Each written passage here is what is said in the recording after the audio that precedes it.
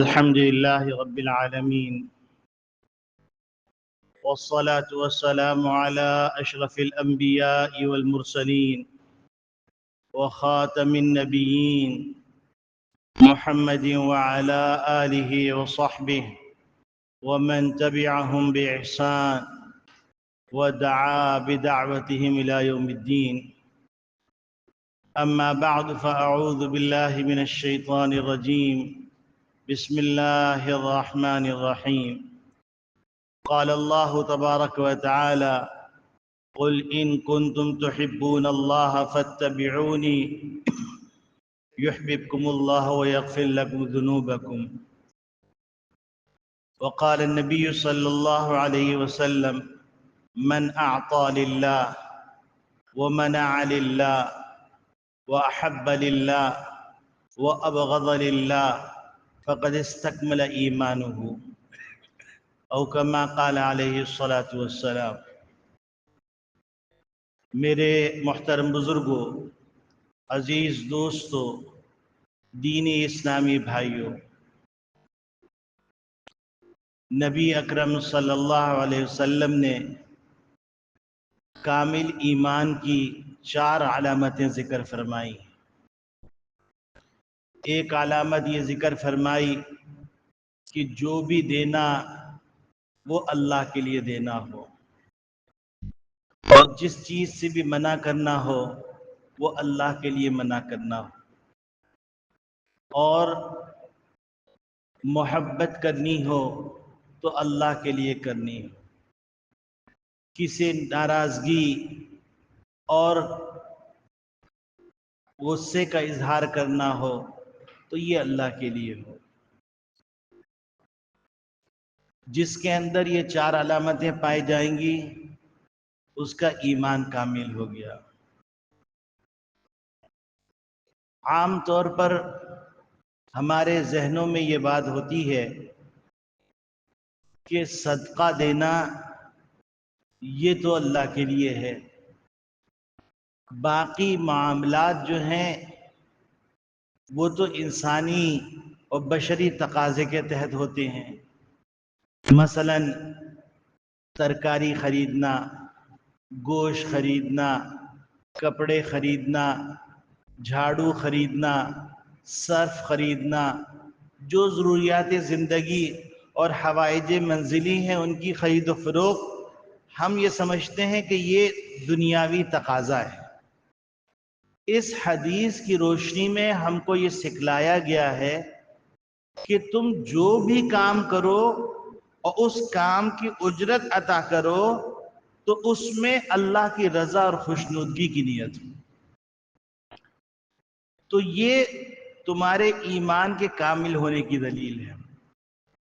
اب سوال پیدا ہوتا ہے کہ کپڑے خریدتے وقت، کھانا خریدتے وقت، غلہ خریدتے وقت، تو اس کا طریقہ محدثین نے یہ لکھا ہے کہ آپ خریداری کے لیے بازار جا رہے ہیں، آپ نے یہ سوچ لیا کہ اللہ رب العالمین نے میرے اوپر میرے بال بچوں کا نان نفقہ رکھا ہے، میں اللہ کے حکم کے تحت اس نان نفقے کی ادائیگی کرنے جا رہا ہوں اور اس کو خرید کر اس کے پیسے ادا کروں گا تو یہ اللہ کے حکم کو پورا کروں گا، اور میں جو لین دین کروں گا وہ لین دین حلال طریقے سے کروں گا، حرام طریقے سے نہیں کروں گا. تو یہ خالصتاً عبادت بن جائے گی. اب آپ سوچئے ذرا سا کہ صبح سے شام تک ہم کتنے کام کرتے ہیں، کتنی دفعہ بازار جاتے ہیں، کتنی دفعہ پیمنٹ کرتے ہیں، کتنی دفعہ کسی کو کوئی چیز دیتے ہیں، صرف اور صرف زاویے نگاہ کو تبدیل کر لینا. جیسے آپ نے آج کل پتہ نہیں وہ ہے کہ نہیں ہے، لیکن ہمارے بچپن میں ہم نے دیکھا تھا کہ ایک ایسا کارڈ نکلا تھا کہ اس کو سیدھا کر کے دیکھیں تو مکہ مکرمہ کی تصویر ہے، تھوڑا سا ترچھا کریں تو مدینہ طیبہ کی تصویر ہے، پھر تھوڑا سا ترچھا کریں تو بیت المقدس کی تصویر ہے. تو ایک ہی چیز کے اندر 3 تصویریں جمع ہو گئی، صرف زاویہ بدلا اور تصویر بدل گئی. تو اب اگر ہم کام کر رہے ہیں بشری تقاضے کے مطابق. کھانا ہمارا بشری تقاضا ہے، کپڑا ہمارا بشری تقاضا ہے، بیوی بچوں کے لباس کا اور پوشاک کا انتظام ہمارا بشری تقاضا ہے. ہم نے صرف زاویہ نگاہ تبدیل کر لی کہ نبی کے طریقے کے مطابق حلال طریقے سے میں یہ خرید و فروخت کر رہا ہوں، اور حلال طریقے سے میرے اوپر جو اللہ رب العالمین نے نان نفقے کا حق رکھا ہے اس حق کو اللہ کے حکم کے مطابق ادا کر رہا ہوں، تو یہ عبادت بن گئی. اور اگر اس کے اندر اخلاص انتہا درجے کا ہو گیا تو انتہائی مقبول عبادت ہوگی. اور کیا معلوم کہ شاید یہی عبادت بخشش کا ذریعہ بن جائے. آپ سوچئے کہ مسلمان کی زندگی اور کافر کی زندگی کے اندر فرق یہی ہے کہ مسلمان جو کام کر رہا ہے وہ عبادت کی غرض سے کر رہا ہے، اور کافر جو کام کر رہا ہے وہ دنیاوی غرض سے کر رہا ہے. حالانکہ دونوں ایک ہی کام ہیں، لیکن زاویہ نگاہ کی تبدیلی سے کام کچھ ہو گیا. اب کہیں گے مولوی صاحب کوئی دلیل دے دیجئے، کیونکہ ہم دلیل کے بغیر ماننے والے نہیں ہیں. تو آپ دیکھیں انما الاعمال بالنیات، کہ اعمال کے ثواب اور جزا کا معاملہ نیتوں پر ہے. حتیٰ کہ آپ کھانا کھا رہے ہیں، اور کھانا کھاتے ہوئے آپ نے یہ سوچ لیا کہ نبی کریم صلی اللہ علیہ وسلم نے فرمایا ان لنفسک علیک حقا، کہ تمہاری ذات کا تمہارے اوپر حق ہے. تو آپ جو لقمہ لے رہے ہیں وہ لقمہ عبادت ہے. آپ نے سنت کے مطابق ہاتھ دھویا. ہاتھ دھونے کے اندر ایک بات عرض کر دوں کہ لوگ کہتے ہیں آج کل کھانے میں بڑی تنگی ہے، تو یاد رکھیے سنت کے مطابق اگر ہاتھ دھوئیں گے تو اللہ رب العالمین رزق میں فراخی عطا فرما دیں گے. عام طور پہ لوگ کیا کرتے ہیں، پانی کو چھلا دیتے ہیں. حالانکہ سنت طریقہ یہ ہے کہ آپ اپنی دونوں ہاتھوں کو اپنی کلائیوں سمیت دھو لیں، یہ کھانے سے شروع میں. تو اس کی برکت سے اللہ رب العالمین رزق میں بھی اضافہ فرما دیں. سوچئے ایک عمل ہے اور رزق کی تنگی دور ہو رہی ہے. لوگ رزق کے دروازے خود بند کرتے ہیں، پھر لوگوں کے پیچھے پھرتے ہیں کہ بھائی کوئی تعویذ دے دیجئے میرے رزق میں وسعت ہو جائے. ہم کو اندازہ نہیں کہ ہمارے رزق کے دروازے قدم قدم پر ہیں، چابیاں ہم کو دی ہوئی ہیں، کھول ہم نہیں رہے. اگر ہم نے کھول لیا تو کام بن جائے گا. تو ایک تو یہ ہوا من اعطا للہ، اللہ کے لیے دینا. اب اللہ کے لیے دینا میں نے اس کی تفصیل عرض کر دی.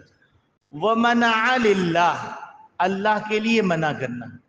اللہ کے لیے منع کرنا، مثال کے طور پہ بچہ یہ کہہ رہا ہے کہ ابو میں جو ہے فلم دیکھنے جا رہا ہوں، فلم کے ٹکٹ کے پیسے دے دیجئے.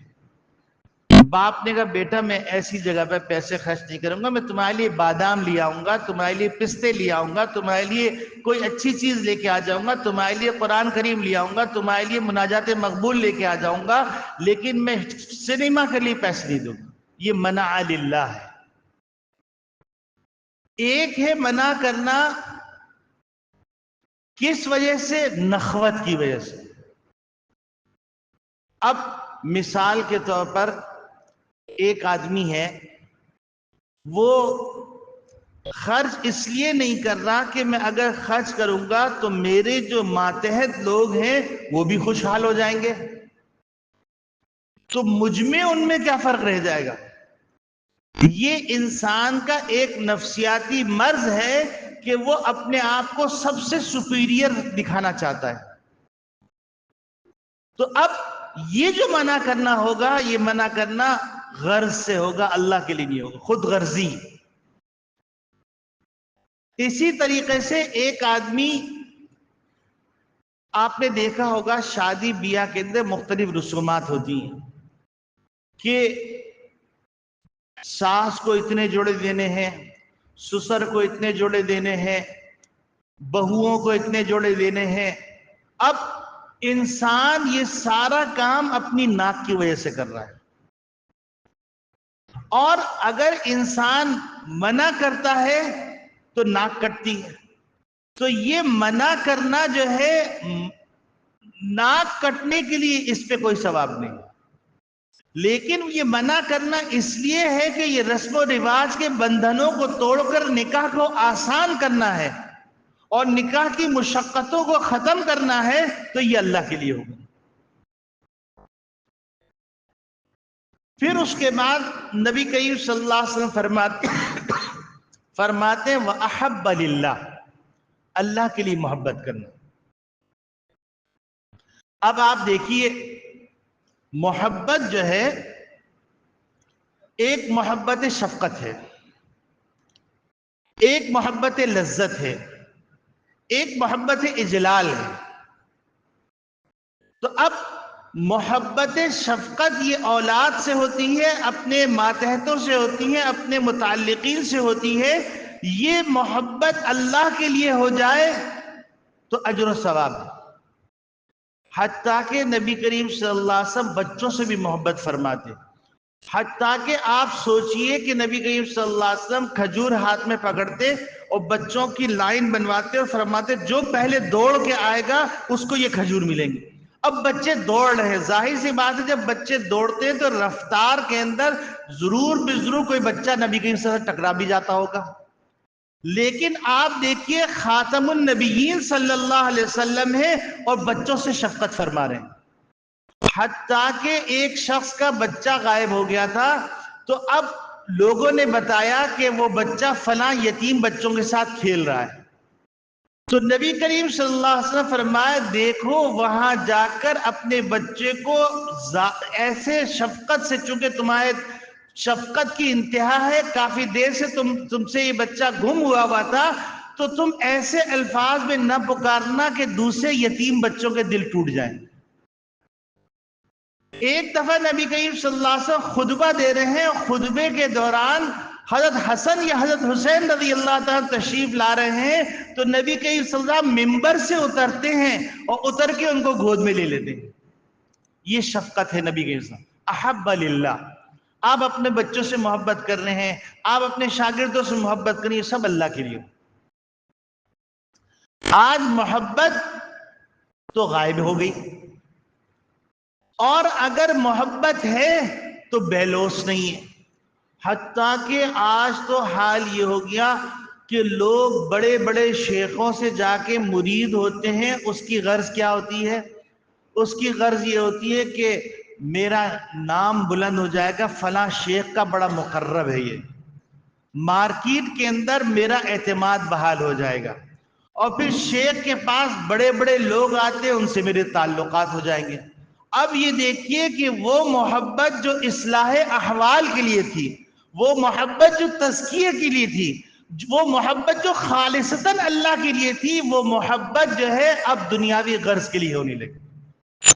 تو نبی کریم صلی اللہ علیہ وسلم فرما رہے ہیں کہ تیسری علامت یہ ہے احب للہ، اللہ کے لیے محبت۔ اور چوتھی علامت فرماتے ہیں وَأَبْغَضَ لِلَّهِ، بغض ہو، ناراضگی ہو، اللہ کے لیے ہو۔ اب آپ دیکھیے یہ انتہائی مشکل کام ہے۔ جب انسان اپنے شاگردوں پہ غصہ ہو رہا ہوتا ہے، یا اپنے ماتحتوں پہ غصہ ہو رہا ہوتا ہے، یا اپنے بچوں پہ غصہ ہو رہا تھا، تو وہاں پر حد اعتدال سے باہر نکل جاتا ہے۔ تو بزرگوں نے لکھا ہے کہ بچے پہ بھی غصہ ہونے کے لیے پہلے اپنے آپ کو اعتدال میں لے کے آؤ، کہیں ایسا نہ ہو کہ تم بے اعتدالی کا شکار ہو جاؤ۔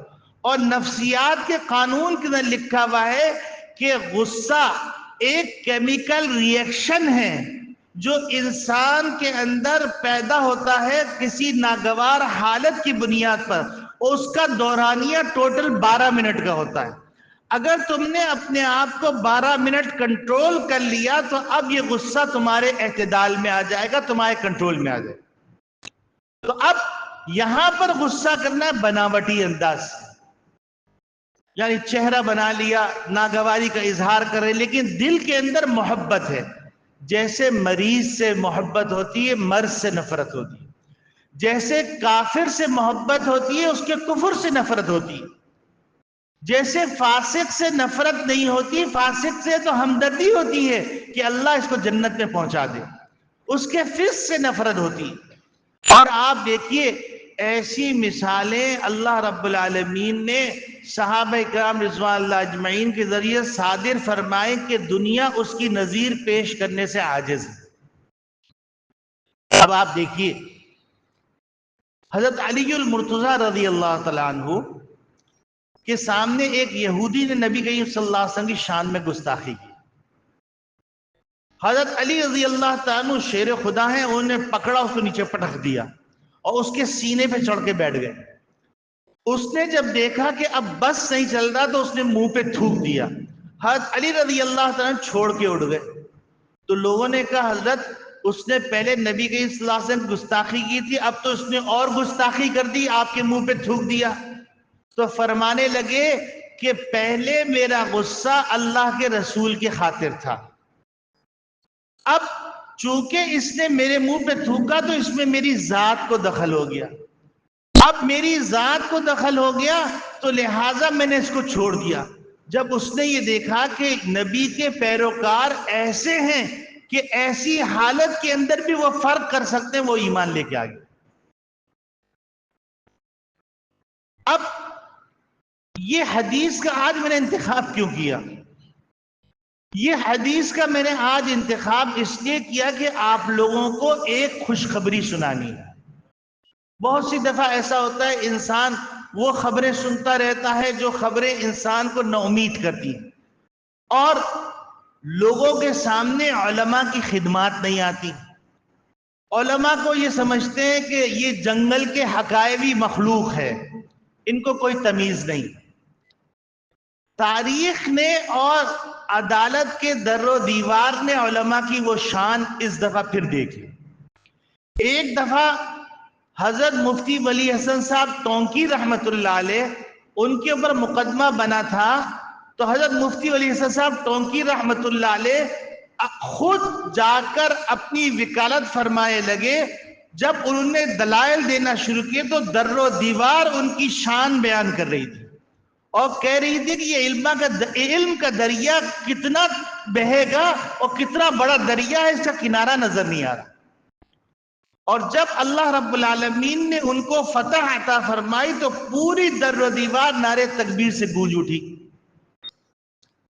آپ کو معلوم ہوگا کہ ابھی گزشتہ دنوں سے ایک مسئلہ چل رہا تھا مبارک ثانی قادیانی کے کیس کا، اور اس کے اندر خطرہ اس بات کا تھا کہ انتہائی درجے ملک انتشار کا شکار ہو جائے،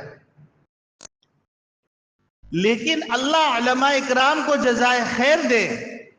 اور یہاں پر اس بات کو اگر میں ذکر نہ کروں تو یہ احسان فراموشی ہوگی کہ حضرت مولانا فضل الرحمان صاحب مدثر اللہ العالی کی اللہ عمر میں برکت عطا فرمائے اور ان کی خدمات جلیلہ کو قبول فرمائے، ان کی کاوشوں کو قبول فرمائے، ان کو مزید فراست ایمانی، حمیت ایمانی، غیرت ایمانی عطا کرے۔ اور حضرت مولانا مفتی تقی عثمانی صاحب مدثر اللہ العالی، اللہ ان کی عمر میں برکت عطا فرمائے، ان کے درجات کو بلند فرمائے۔ گزشتہ دنوں عدالت کے اندر انہوں نے اپنے تحفظات پیش کیے، اور تحفظات اس قرینے سے پیش کیے، یہاں پر اگر میں جسٹس قاضی فائز عیسیٰ عزت مآب کے ساتھ میں خطاب کر رہا ہوں کہ اگر وہ اس عاجزی کا اظہار نہ کرتے جس عاجزی کا اظہار کرنا ایک امت کے امتی ہونے کا تقاضا تھا، تو یہ مسئلہ مزید انتشار کا باعث بنتا۔ ان سارے بڑوں نے مل کر الحمدللہ ثم الحمدللہ ختم نبوت کے معاملے میں جو نزاکت پیدا ہو گئی تھی، اس نزاکت کو سمجھتے ہوئے سمجھاتے ہوئے اس تحفظات کو دور کر دیا۔ کہہ دیجئے الحمدللہ۔ اور اللہ رب العالمین نے ایک دفعہ پھر قادیانیت کے تابوت کے اندر پھر کیل گاڑ دی، اور سن 74، سن 84 اور سن 2024 کے اندر دوبارہ تاریخ رقم ہو گئی، اور امت کو پتہ چل گیا کہ محمد صلی اللہ علیہ وسلم کی امتی مرے نہیں ہیں۔ اور میں جسٹس قاضی فائز عیسیٰ صاحب کی خدمت میں ایک واقعہ عرض کرتا ہوں جس سے ان کو اپنے ایمان کی قدر و منزلت کا اندازہ ہو۔ اور وہ بھی شکر ادا کریں. ایک دفعہ بغداد کے اندر ایک بہت بڑے پہلوان تھے جو ناقابل شکست پہلوان تھے. ان کا نام تھا جنید بغدادی. اب ان سے جو مقابلہ کرتا ہار جاتا. تو ایک سید زادہ تھا جو بہت نہایت نحیف سا سید زادہ تھا, نہایت کمزور سا سید زادہ تھا. اس نے اس زمانے میں بادشاہ کے دربار کے اندر جو آ جائے اسی کے لیے روزگار کا انتظام ہوتا تھا. اس نے جنید بغدادی کو جو ہے چیلنج کر دیا کہ میں ان سے کشتی لڑوں گا. اب جب جنید بغدادی کے مقابلے میں ایک آدمی کا اعلان ہوا تو پورے بغداد کے اندر شہرہ ہو گیا کہ اب مقابلہ ہونے والا ہے اور جنید بغدادی سے مقابلہ ہو رہا ہے. اب آپ دیکھیے, مقابلہ شروع ہوا, پورا بغداد بھرا ہوا, بادشاہ بیٹھے ہوئے, وزراء بیٹھے ہوئے, امراء بیٹھے ہوئے, والی بیٹھے ہوئے, تمام شہزادے بیٹھے ہوئے. مقابلہ شروع ہوا. اس سید زادے نے جنید رحمت اللہ علیہ کے کان میں کہا, دیکھو یہ بات تو ثابت شدہ ہے کہ تم ایک مسلم پہلوان ہو, میں انتہائی نحیف ہوں اور میں کئی دن سے فاقے میں ہوں, میرے بچے فاقے کے اندر ہیں. یہ مقابلہ میں نے صرف اس لیے کروایا ہے کہ تاکہ کچھ ایسے جائز طریقے سے انتظام ہو جائے, ہمارے گھر کا فاقہ ختم ہو جائے. تو لہٰذا تم اللہ, میں نبی کریم صلی اللہ علیہ وسلم کا خاندان کا ایک فرد ہوں, لہٰذا تم جو ہے میرے مقابلے میں ہار جاؤ. جنید بغدادی سے مقابلہ شروع ہوا. انہوں نے داؤ لگایا, ادھر اس کمزور نحیف سید زادے نے داؤ لگایا, جنید بغدادی گر گئے. سارے مجمع میں سناٹا چھا گیا کہ جنید بغدادی کو کسی نے پچھاڑ دیا. دوبارہ اٹھے, دوبارہ داؤ لگایا گیا, دوبارہ داؤ لگا, جنید بغدادی کو اس نے گرا دیا. تیسری دفعہ شکست دے دی. اب لوگوں نے لعنت ملامت کرنا شروع کی کہ جنید تو ایک کمزور نحیف آدمی سے ہار گیا. جنید بغدادی انسان تھے, ان کے دل پر بھی گرانی ہوئی اور غمگین ہو کے وہ چلے گئے اور جا کر سو گئے. تو رات میں نبی اکرم صلی اللہ علیہ وسلم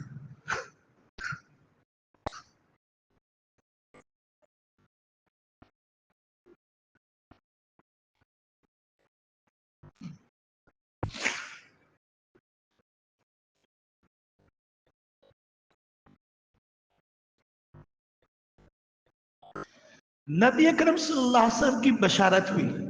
آپ صلی اللہ علیہ وسلم فرمایا, جنید تو نے میرے خاندان کے ایک فرد کے لیے اپنی عزت کو داؤ پہ لگایا, جاؤ آج سے میں تمہیں اولیاء اللہ کا سردار بناتا ہوں. اور جنید بغدادی کا آج ہم اتنے 100 سال بعد نام لے رہے ہیں, عظمت سے ان کے دل, ہمارے دل میں ان کی عظمت, ان کی محبت موجود ہے. تو جسٹس قاضی فائد عیسیٰ صاحب, آپ نے نبی کریم صلی اللہ علیہ وسلم کی ختم نبوت کے سلسلے میں جو تعاون کیا ہے, اللہ کی ذات سے امید رکھیے کہ نبی کریم صلی اللہ علیہ وسلم آپ کی سفارش کریں گے. اور میرے عزیزوں, ہم سب نیت کرتے ہیں کہ ہم جئیں گے بھی نبی کے طریقے پہ, مریں گے بھی نبی کے طریقے پہ. اور یہ 4 صفات اللہ کے لیے, آپ میرے لیے دعا کیجئے, میں آپ کے لیے دعا کرتا ہوں. یہ 4 صفات اپنے اندر پیدا کیجئے. من اعطا للہ, اللہ کے لیے جو دینا ہے اللہ کے لیے دیجئے. وہ منع للہ, جس چیز سے منع کرنا ہے اللہ کے لیے منع کیجئے.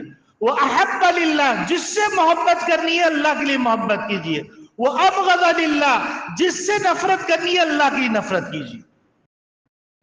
اگر ہمارے اختیار میں ہوتا تو ہم جسٹس قاضی فائز عیسیٰ کے ہاتھ کو چومتے, کیونکہ انہوں نے اپنی انا کو پس پش ڈالا اور اس بات کا اعتراف کیا کہ آپ علماء اکرام ہیں, آپ ہماری رہنمائی فرمائیں, ہم سے بھی غلطی ہو سکتی ہے. یہ بڑی عظمت کی دلیل ہے, یہ ان کی شرافت کی دلیل ہے. ہم سب دعا کرتے ہیں جسٹس قاضی فائز عیسیٰ صاحب کے لیے بھی, حضرت مولانا فضل الرحمان صاحب مدثر اللہ العالی کے لیے بھی, حضرت مولانا مفتی تقی عثمانی صاحب کے لیے بھی, اور وہ تمام علماء چاہے جس بھی مکتب فکر کے ہیں, اس کاوش کے اندر شریک ہوئے، اور یہاں پر میں ایک گمنام مجاہد کا اگر نام نہ لوں تو یہ زیادتی ہوگی. ان کا نام ہے منظور راجپوت ایڈوکیٹ، جنہوں نے اس کام کو بڑی خوش اسلوبی سے ہینڈل کیا. اللہ تعالیٰ سب کو جزائے خیر عطا فرمائے، اور تمام لوگ جنہوں نے دامے درمے سخنے اس کے اندر اپنا حصہ ڈالا، اللہ رب العالمین ان سب کی خدمات کو قبول فرمائے، اور ان سب کو، ہم سب کو نبی اکرم صلی اللہ علیہ وسلم کی شفاعت نصیب فرمائے. وآخر دعوانا ان الحمدللہ رب العالمین.